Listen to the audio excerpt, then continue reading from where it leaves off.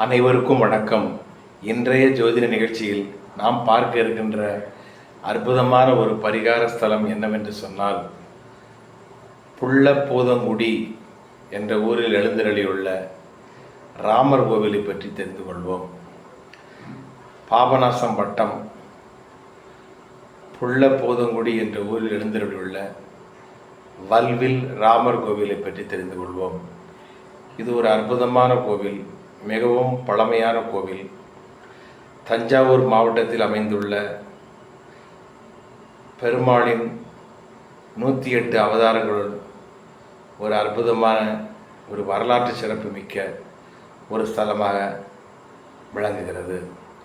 108 திவ்ய தேசங்களுள் முக்கியமான திவ்ய தேசமாகும். இந்த கோவிலானது சோழ மன்னர்கள் காலத்தில் கட்டப்பட்ட ஒரு அற்புதமான கோவிலாகும். இங்குள்ள தாயாருடைய பெயர் பொற்றாமரையாள். பொற்றாமரையாள் சமேதன வல்வில் ராமர் கோவிலை பற்றி தெரிந்து கொள்வோம். இது மிகவும் அற்புதமான கோவில். புல் என்று சொன்னால் பறவை, பூதம் என்று சொன்னால் உடல், ஜடாயு என்ற பறவையானது என்ற பறவைக்கு ராமபிரான் ஈமக்கிரியைகள் செய்து அந்த ஜடாயுவானது மோட்சம் பெற்ற ஸ்தலமாக இது விளங்குகிறது. ஜடாயு மோட்சம் பெற்ற ஸ்தலமாக இருப்பதால் இந்த ஸ்தலம் 108 திவ்ய தேசங்களுள் ஒரு வரலாற்று சிறப்புமிக்க முக்கியமான ஸ்தலமாக விளங்குகிறது. நம் வாழும் மனிதர்கள் மோட்சம் அடைய நினைப்பவர்கள் அனைவரும் கண்டிப்பாக வழிபட வேண்டிய ஒரு அற்புதமான கோவில் என்னவென்று சொன்னால், தஞ்சாவூர் மாவட்டம் பாபநாசம் வட்டம் புள்ளப்பூதங்குடி என்ற ஊரில் எழுந்தருளியுள்ள பொற்றாமரையாள் சமேதன வல்வில் ராமர் கோவிலாகும்.